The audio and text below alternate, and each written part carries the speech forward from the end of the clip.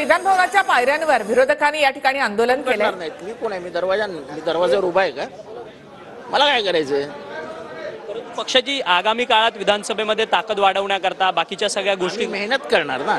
आम्ही लोकसभेत जशी मेहनत केली तशी मेहनत करणार. तुम्ही मनुस्मृतीच्या संदर्भात सातत्याने घोषणा करता आहात. तुम्ही मनुस्मृती जाळण्याकरता तुम्ही महाडला देखील गेलेला होतात.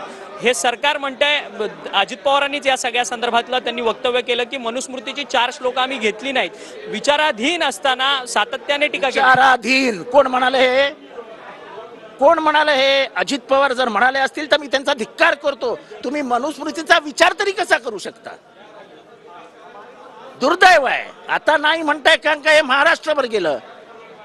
तुम्ही संविधान बदलणार होतात, नंतर तुम्हाला भूमिका फिरवावी लागली कारण का पुरा देशभरातनं विरोध व्हायला लागला.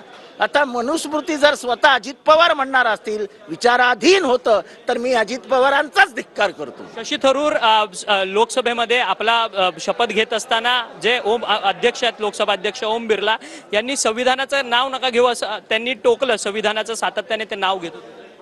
म्हणजे हेच बघा त्यांना संविधानाबद्दल किती राग आहे. अहो, ते पार्लमेंट चालतं संविधानानुसार. ते जे पद आहे ते संविधानातनं निर्माण झालंय आणि संविधानाचं नाव नका घेऊ असा म्हणणारा या देशाचा देशद्रोही आहे. बिर्ला देशद्रोही आहे. संविधान आमचा हक्क. दीपेंदर हुड्डा यांनी त्यावेळेस त्यांना हे सुद्धा काउंटर अटॅक करणार ना, का नाही? संविधान आमचा हक्क. काय विषय होता मला नाही माहिती. देशात सरकार हे पहा या